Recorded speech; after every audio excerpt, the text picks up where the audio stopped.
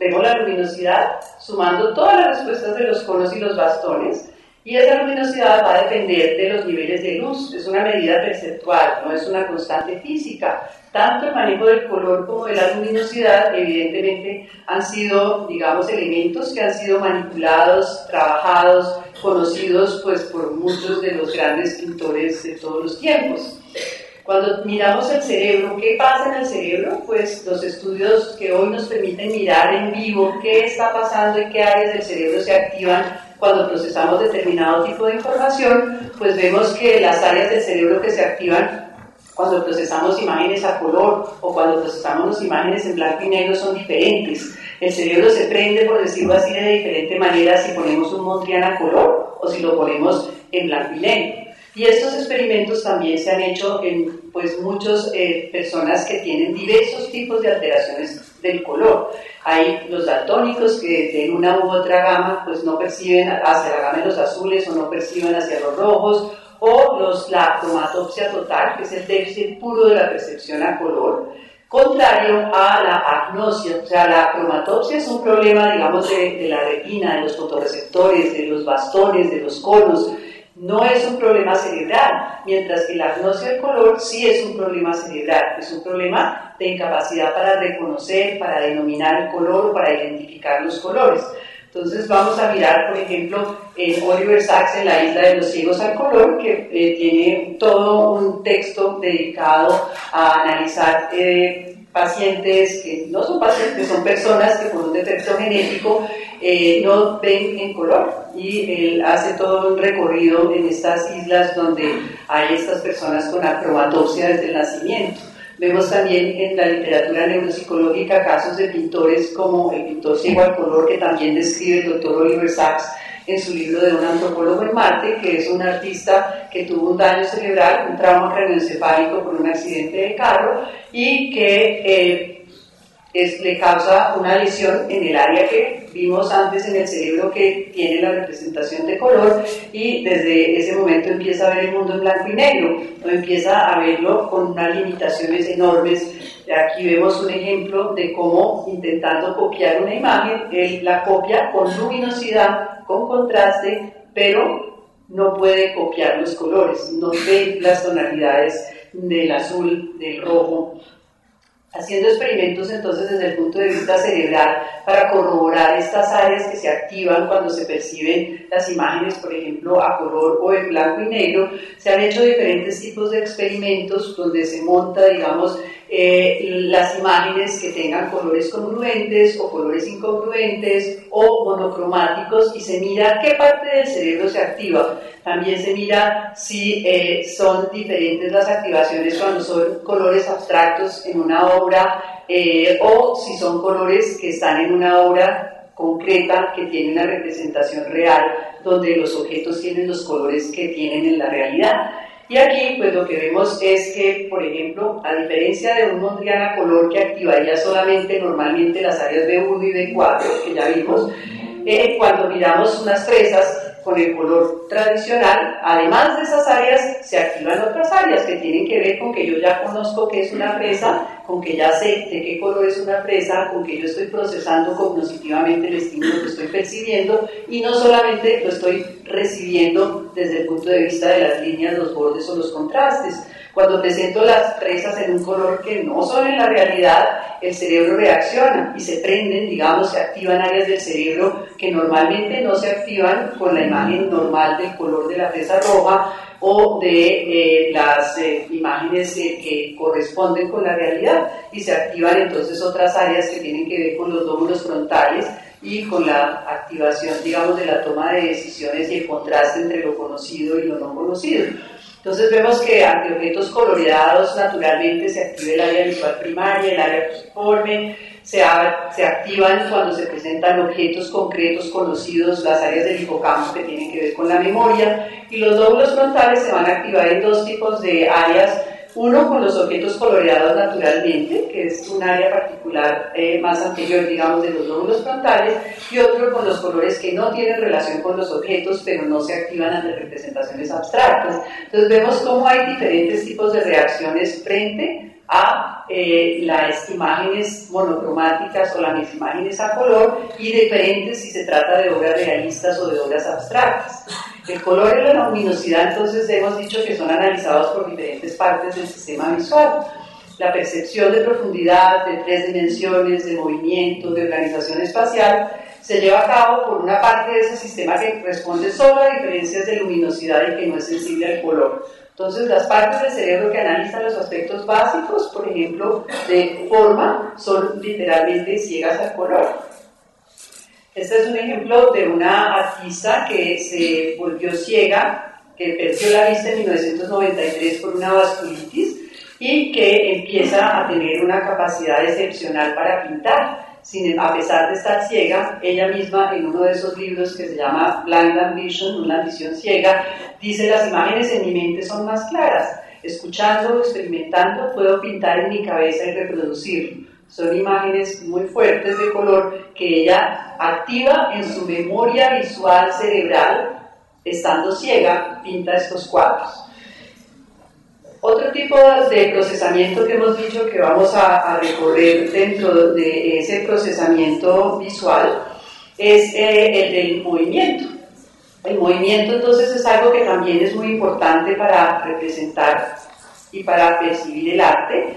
El movimiento también tiene células especializadas, entonces, en esa área que acabamos de ilustrar y que tienen que ver con activaciones dependiendo de hacia dónde se mueve el estímulo.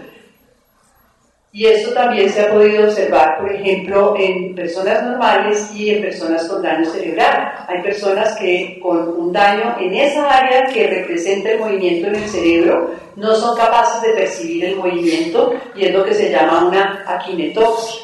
Tener una akinetopsia es muy incapacitante en la vida diaria, no solamente para ver el arte. Hablando del movimiento, entonces hablamos no solamente del movimiento que existe en el exterior, sino del movimiento que nuestro ojo puede hacer para percibir el mundo. Y aquí están algunos de los registros, por ejemplo, del movimiento ocular que se han hecho ante obras de arte o en el mundo real. Cuando se coloca un electrodo en los músculos que regulan los movimientos de los ojos y se registra con una cámara, entonces vemos en este cuadro, por ejemplo, la forma en la cual una persona normal exploraría esa cara, o exploraría la imagen de Nefertiti, o exploraría este cuadro. Vemos que podemos también manipular la forma en la cual las personas exploran una obra. Aquí se observa por 3 minutos esa imagen. Este es en un experimento temprano de Jacques del 67 y se le pide observar o mirar el ambiente o decir qué edad tienen los personajes del cuadro o qué hacía la familia antes de llegar el visitante o imaginarse qué recuerdan sobre lo que acaban de ver, etc. Y vemos que dependiendo de la pregunta psicológica que se haga, la exploración del cuadro es completamente diferente. Vemos la forma en la cual las personas exploran el arte. Entonces el movimiento ocular es algo que es muy importante para mirar la forma en la cual integramos y percibimos ese mundo visual.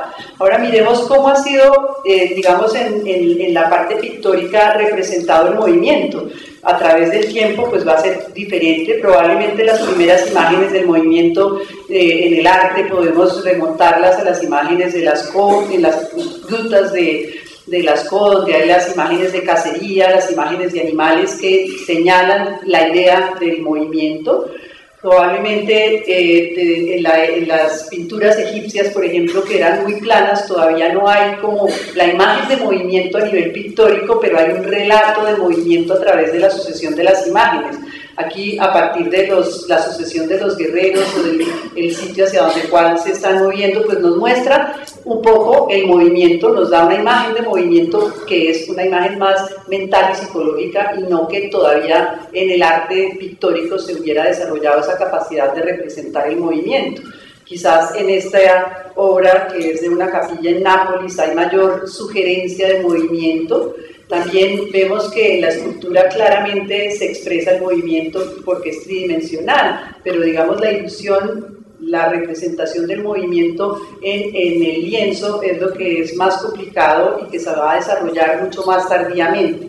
Vemos cómo, por ejemplo, en esta obra de Uccello, que supuestamente por la misma escena y porque vemos pues toda esa cantidad de personas aparentemente moviéndose en una cacería, pero no dan claramente tampoco la idea de movimiento, precisamente porque en esta época que todavía no se había desarrollado claramente la perspectiva y no había una correcta proporción de los personajes dentro de la obra, nos dan como una idea estática de los personajes dentro de ese cuadro. Entonces la proporción va a ser algo importante para generar en nosotros esa ilusión, esa idea de movimiento en el arte.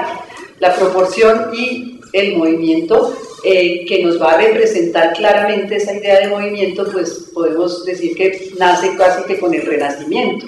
Es con esos estudios, digamos, de Da Vinci, de Durero, de las proporciones, de la profundidad, que nos va a, por primera vez, claramente mostrar esas ideas de movimiento en el arte. Vemos aquí una obra de Durero, de esos movimientos y esa proporción y esa perfección que nos va a permitir entonces ver también la semántica. Entonces, proporción, profundidad y semántica. Solamente el título de la obra a veces casi que nos sugiere el movimiento.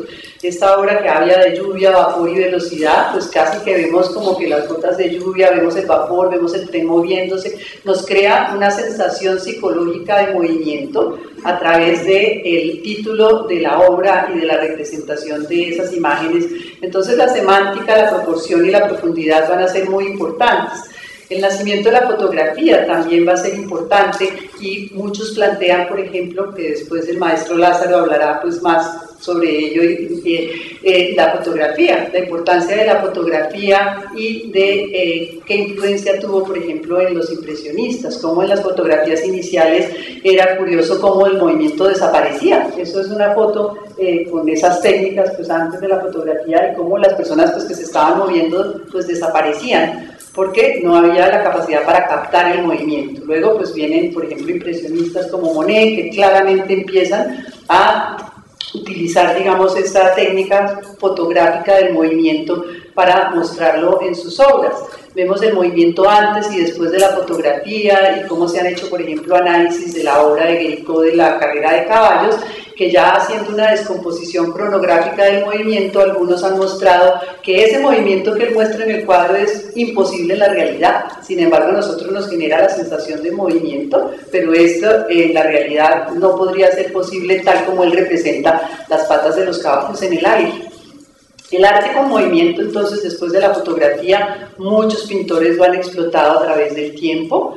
La abstracción del movimiento también entonces ya es una realidad. Vemos obras como la de Giacomo Balla, de ese perrito, la de Roccini, y vemos la famosa rueda de bicicleta de Duchamp, que es una pues, de los elementos de la abstracción del movimiento. Uno de los precursores del arte cinético podemos decir que fueron las marionetas sobre todo en Italia, pero el representante mayor de lo que hoy llamamos el arte cinético, el arte que estimula, digamos, la percepción del movimiento claramente y que sacó del lienzo y lo puso en otra dimensión, pues es Alexander Calder, con muchos de esos móviles que exigen entonces que esa área que percibe el movimiento en el cerebro esté activa y si no, no puede percibir y no puede apreciar esas obras, por ejemplo, como las de Calder o otros que hacen abstracciones del movimiento, como serían algunas de Miró. Entonces, podemos ver que, como dice Secchi, los artistas sin saberlo activan diferentes vías cerebrales, experimentan con los potenciales del cerebro visual y descubren leyes acerca de su organización. Miremos ahora qué ejemplos vemos a través de la historia de alteraciones visuales primarias en el arte. Mucho de esto es retomado a partir de ese bellísimo libro del 2009 de dos oftalmólogos, Marmor y Rabin, que se llama El ojo de los artistas, The Artist's Eye. Entonces, algunos son relativamente jóvenes y han sufrido diferentes tipos de compromiso visual, como son Charles Meyron, Camille Pissarro, Edgar Degas y Edvard Munch.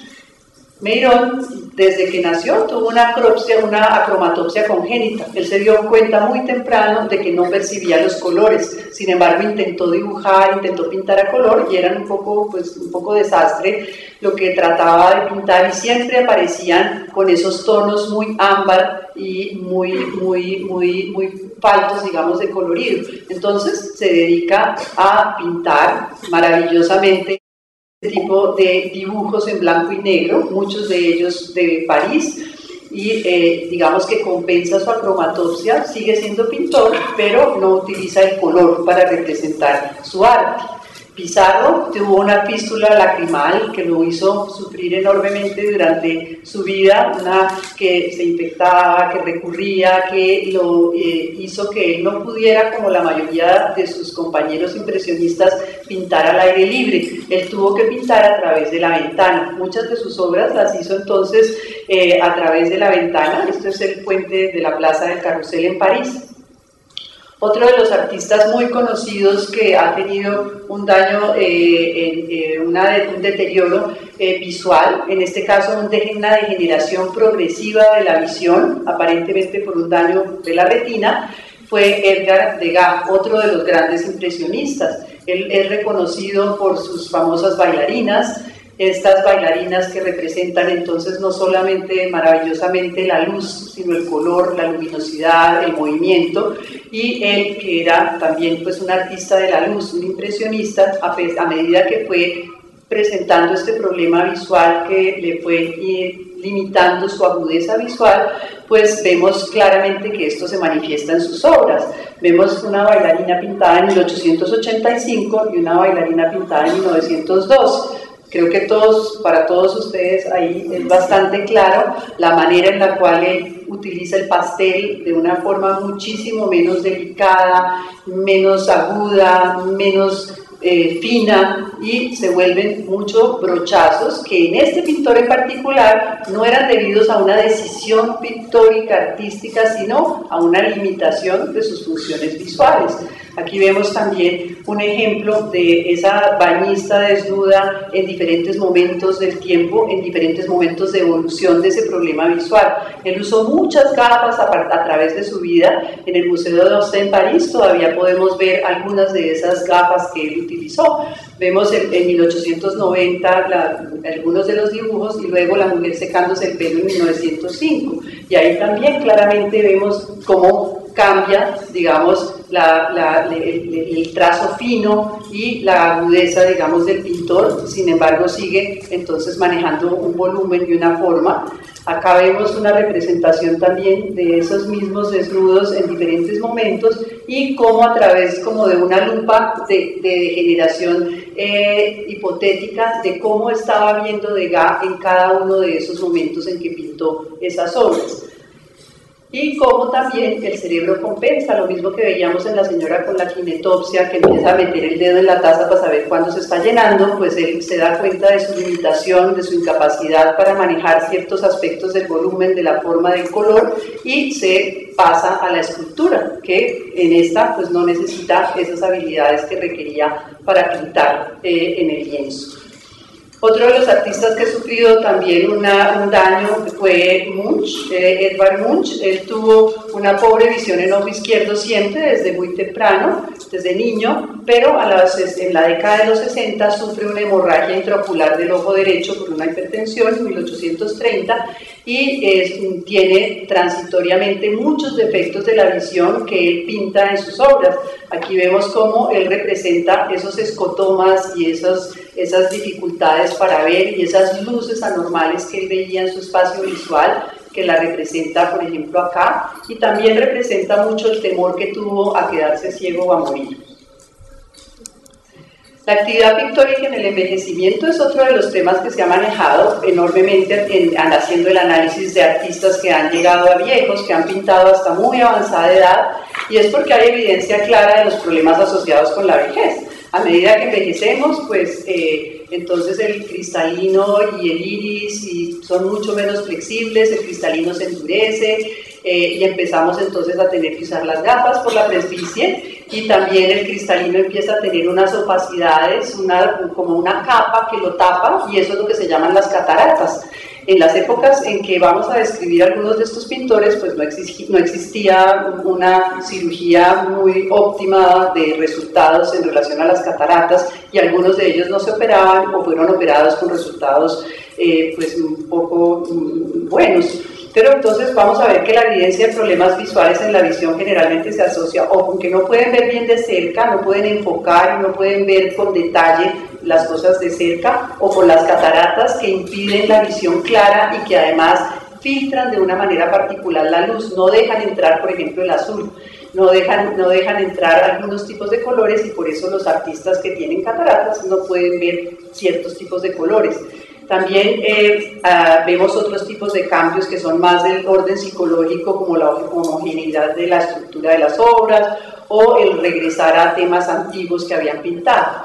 Algunos de esos artistas entonces que se han estudiado a través de la historia han sido, por ejemplo, Tiziano, que vivió hasta más de los 90 años por los registros, y que también en él vemos lo que aquí era su característica, digamos, como de pintar de una manera absolutamente lúcida la psicología de los personajes, la luminosidad y digamos, con una fineza impresionante, mientras que una de sus pinturas tardías pues muestra claramente esa falla, digamos, en los detalles y unos brochazos muchísimo más gruesos, más burdos, con muchísimas tonalidades amarillas.